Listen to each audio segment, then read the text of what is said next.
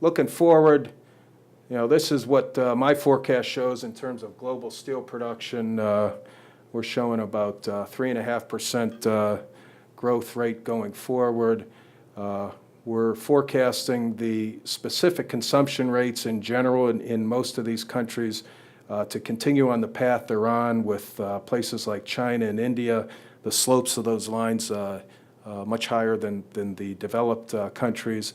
And if you could roll that all up, you get a picture of what vanadium demand is going to, this is the picture of steel production.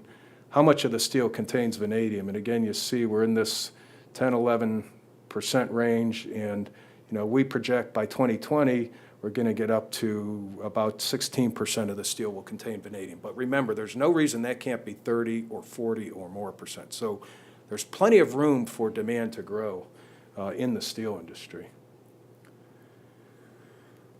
We look at consumption by region, and this picture is probably appropriate for just about any metal out there. You see the major driver in recent times in growth has really been China, and that's going to continue to be true. But what we see happening here is, if you look back the last 10 years, about 65% of the increase in demand has come from increased steel production. Okay, and about a third of that increased demand has come from increased specific vanadium consumption rates.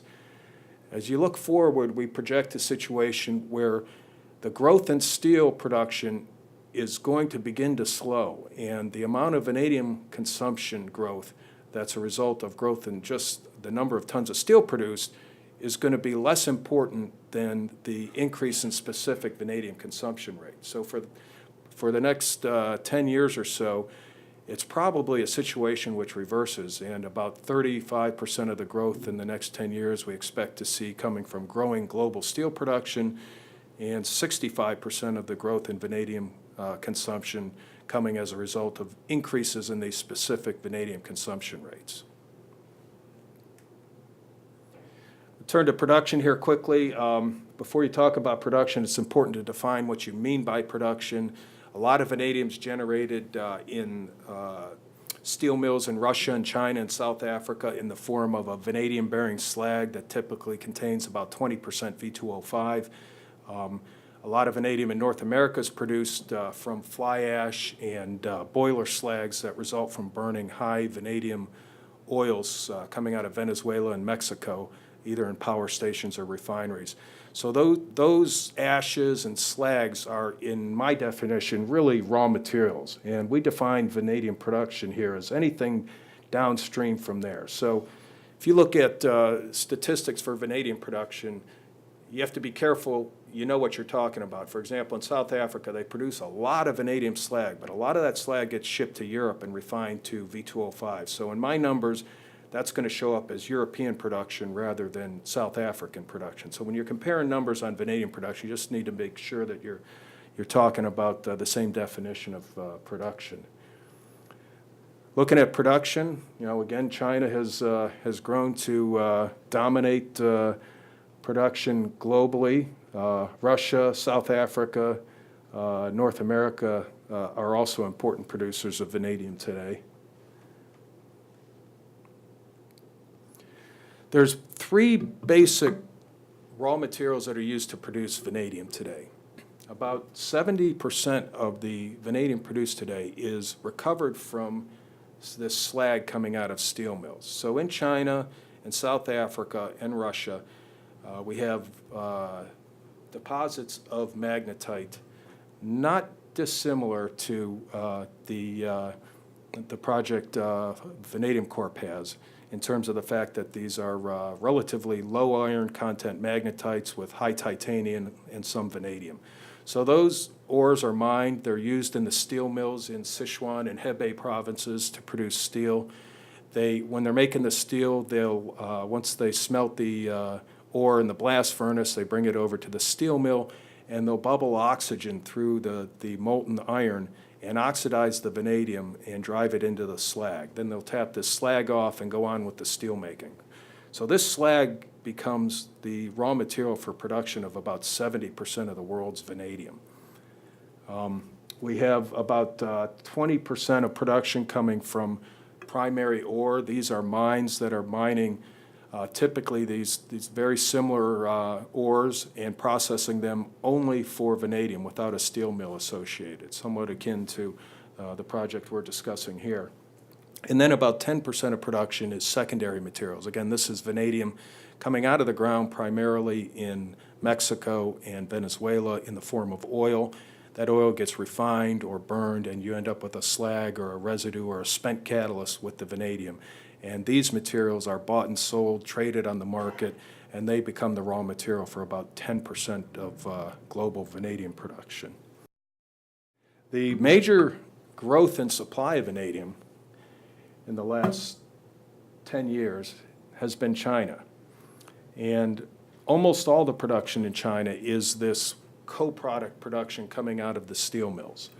And you can see here what's happened.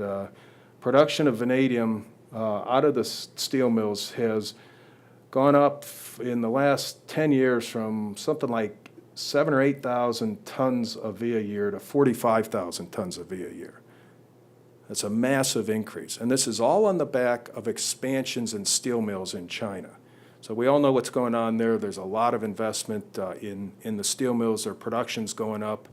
And a lot of these mills are using these vanadium-bearing ores, and as a result, generating vanadium slags. And that's become the raw material for the production. But what you see happening here is a plateau occurring in the future where the growth in supply from these steel mills is going to start drying up.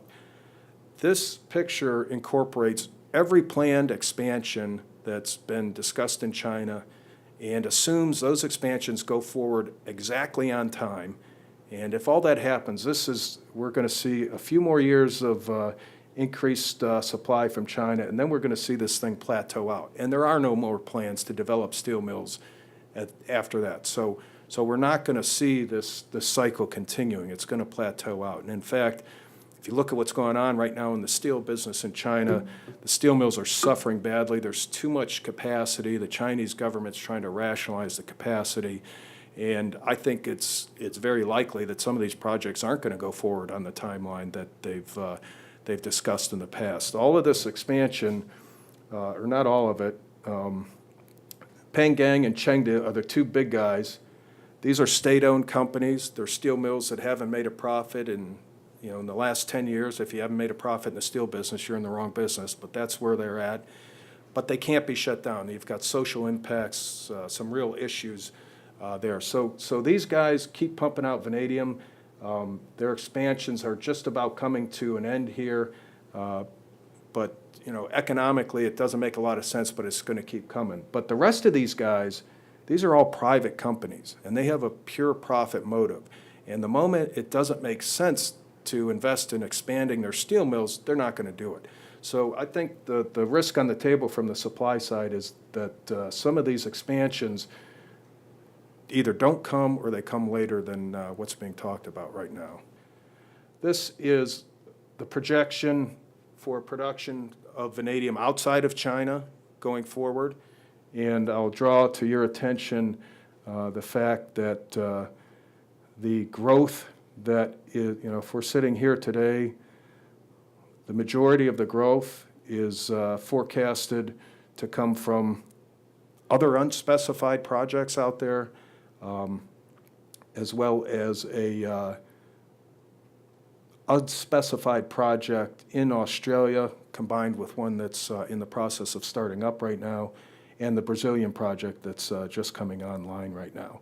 So the point is that my forecast for production assumes we're going to see some investment in a vanadium mine or two or three somewhere very quickly here that's going to be able to bring that material to market very quickly. When you're putting together this picture and you look at the consumption side and then you look at the production side, and based on the capacity that's in place right now, it just doesn't make any sense. The gap opens up so wide, it just can't come true. Somebody's got to step in here and fill this gap. But I'm not in a position to say who that's going to be, but I think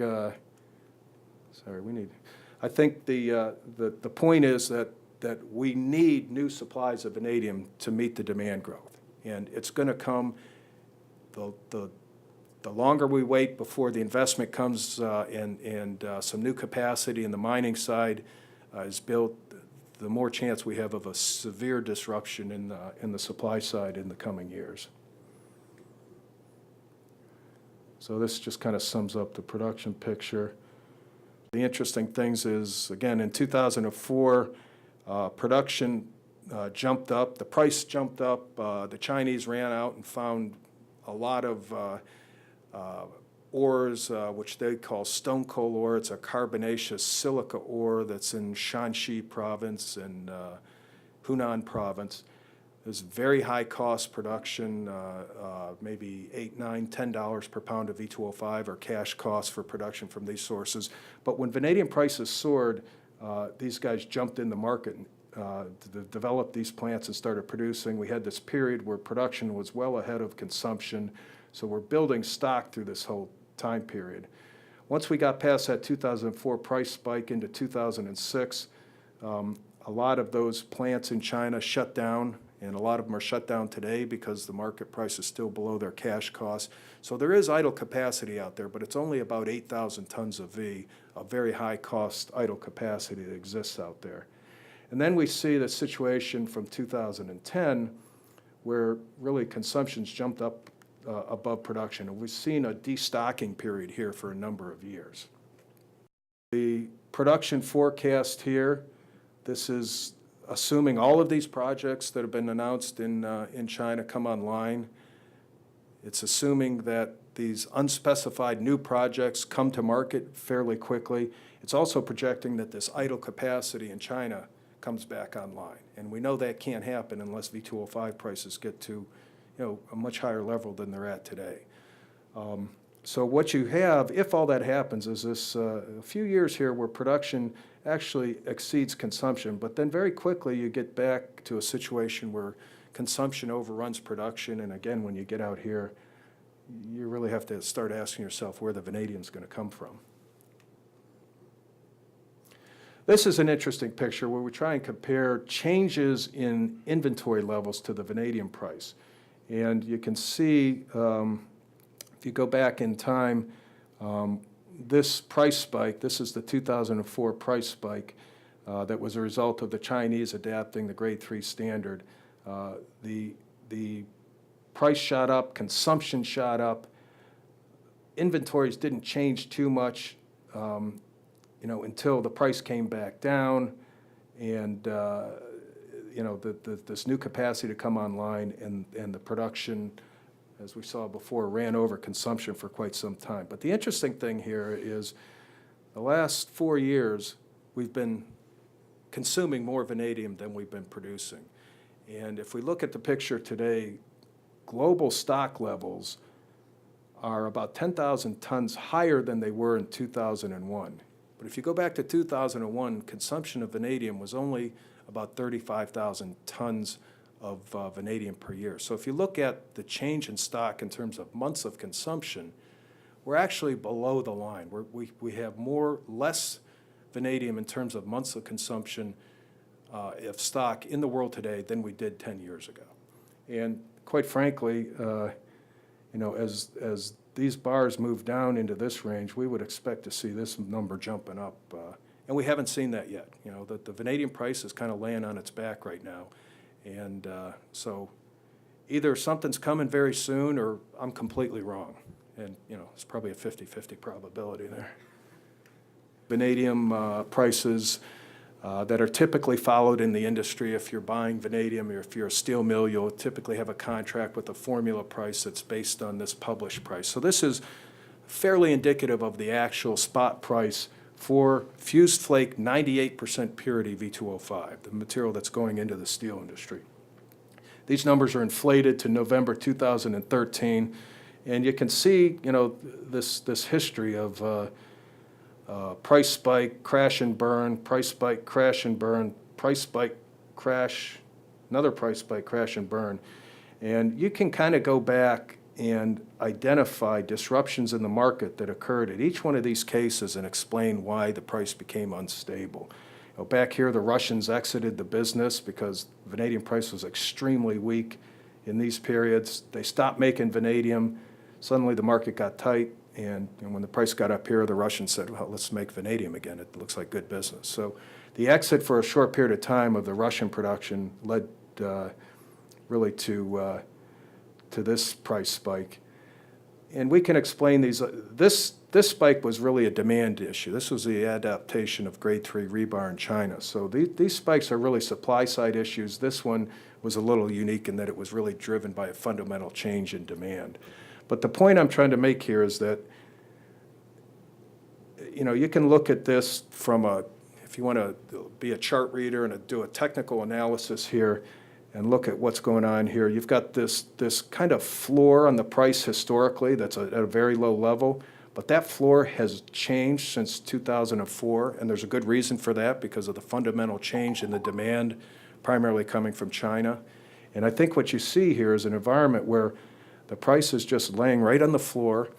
There's very little possibility for the price to move down. If you look at the cost of production today, probably the last 10% of vanadium that's being produced is underwater. Their cash costs are above the current market price. So if you want to look at this fundamentally in terms of supply, demand, and cash costs of production, it's very difficult to say the price could move down from here. The fundamentals would suggest V2O5 ought to be about $6 a pound today. There's some chance for some disruption, as we've seen in the past in the market, to have a big impact in the market. If you want to be a technical analyst and draw your bottoms and so forth on these curves, I think you can see that the picture's changed here post 2004, and I think we're pretty much at the new floor, whereas several years ago that number would have been much lower. So in summary, I think we're going to see both consumption and production of vanadium increasing by something close to double-digit rates in the coming years. The price is, I think, at the low end of the reasonable range right now. There's plenty of things you could suggest might cause a disruption in the near term in the market. But fundamentally, I think that we're in an environment where the demand's going to continue to grow, and we're going to be challenged to figure out where the vanadium units are going to come from in the future.